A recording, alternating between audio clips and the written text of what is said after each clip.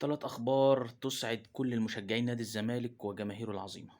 بقالنا كتير ما قلناش أخبار حلوة، بس الحمد لله الحمد لله ال3 أخبار يجوا في يوم واحد ويجوا مع بعض.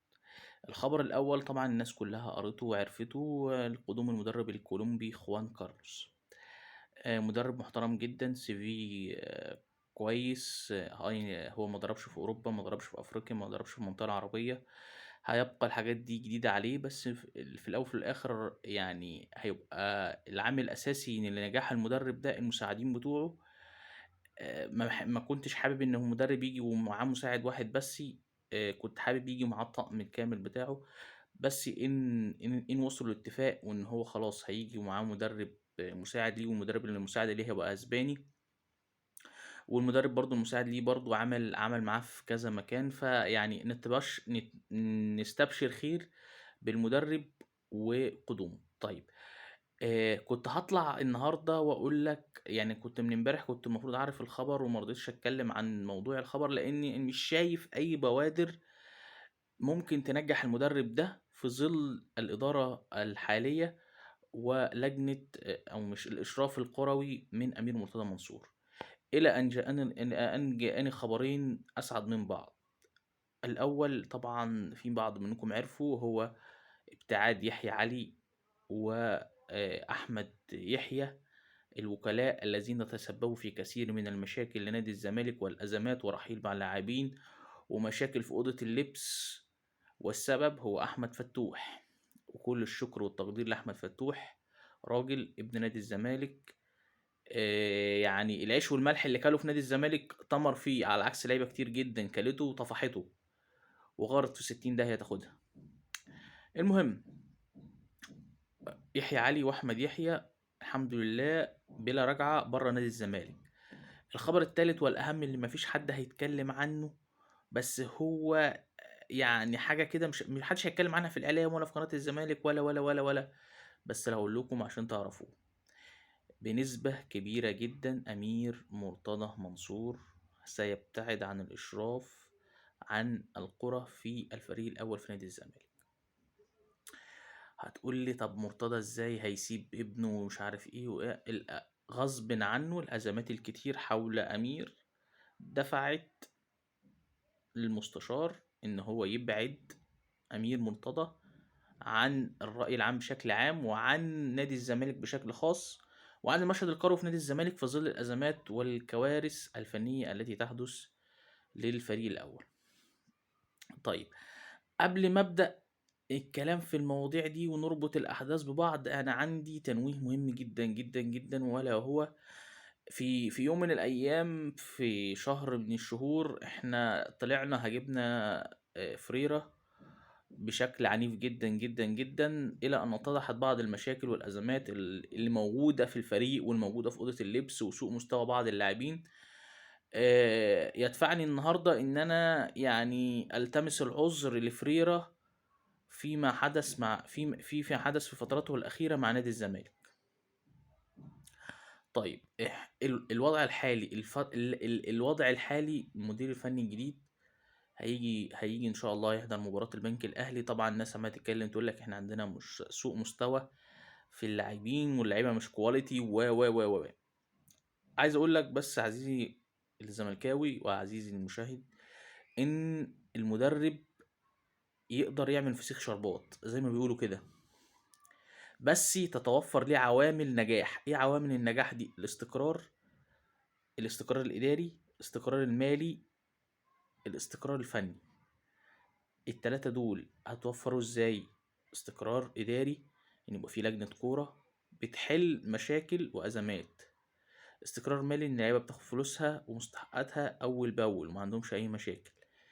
استقرار الفني، إن الناس اللي مع المدير الفني تساعده، الناس اللي مع المدير الفني تساعده، مش ناس عايزة تبيّن دورها وخلاص، مش عايزة تتفلسف على المدير الفني وخلاص.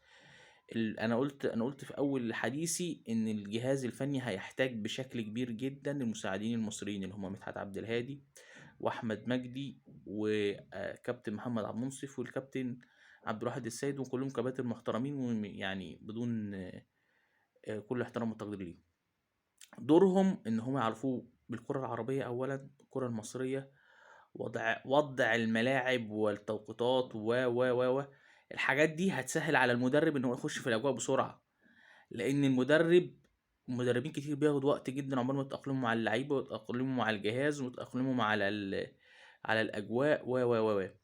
طيب في نقطتين مهمين جدًا، جدًا، جدًا المدير الفني المفروض مجلس الإدارة هيحكم عليه من خلالهم.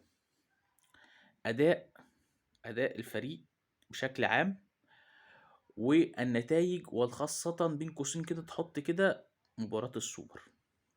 طيب هو العقد اللي بين نادي الزمالك وبين خوان كارلوس ان هو العقد هيبقى سنة و4 شهور. ال4 شهور دول اللي هم انتهاء الموسم، يعني حاطينها كده كفترة تجريبية. فترة تجريبية دي معنى ايه؟ هيشوفوا اداء الفريق مع المدرب. هم مش طالبينه بأي حاجة، بس هم عايزين يشوفوا اداء منه. طيب والنقطة التانية اللي هي ايه؟ مباراة النهائي، مش نهائي الكاس، السوبر، اللي الزمالك هينتظر فيها الفائز من الكأس بين الأهلي وبيراميدز.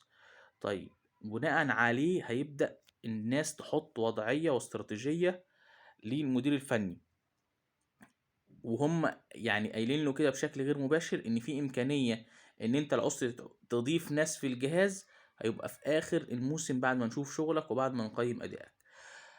ملاحظة كده بين قوسين، انا الكلام ده ما يعجبنيش. يعني انت عايز تحكم على المدرب هتجيبه بجهازه بحاجته بناسه، عشان لما تيجي تقول له انت فشلت تقول له انت فشلت، واحنا حققنا لك كل اللي انت عاوزه، استقرار مالي اداري فني، واجهزتك وجهازك معاك. anyway او بشكل عام انا راضي جدا على اللي بيحصل، وراضي ان اهم حاجة في الفرقة كلها واهم مشكلة اتحلت هي خروج امير من المشهد وابتعاد يحيى علي واحمد يحيى، الذين يعني اللي هم السبب الرئيسي في تدمير الفريق السنة دي، والمشاكل والأزمات اللي لحقت بنادي الزمالك هم السبب فيها. دول أهم عندي من موضوع المدرب، إذا كان خوان كارلوس، إذا كان هيرليتش، إذا كان أي مدرب كان هيجي. لأن الكلام ده قلت لكم قبل كده، موضوع إن مدرب ينجح ليها عوامل. مش انت لو ممكن تجيب مورينيو وما ينجحش ليه؟ لان في عوامل نجاح وعوامل فشل مرتبطة بكل مكان. مورينيو اعظم مدرب، من اعظم المدربين في العالم، جه وقت من الاوقات في تشيلسي اللعيبه اتأمرت عليه مشيته. كان المدير كان ساعتها رئيس النادي ابراهيموفيتش، كان بين نارين، ان هو يا اما يخسر الفريق في نص موسم يا اما يضحي بالمدرب، فضحى بالمدرب.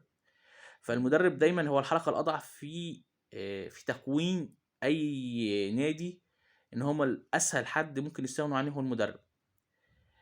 طيب روشتة كده للجهاز الفني المعاون، حاول يعني حاولوا تبينوا. هو المدرب يعني المدرب طبعا مش هيبقى عارف اللعيبة كلها.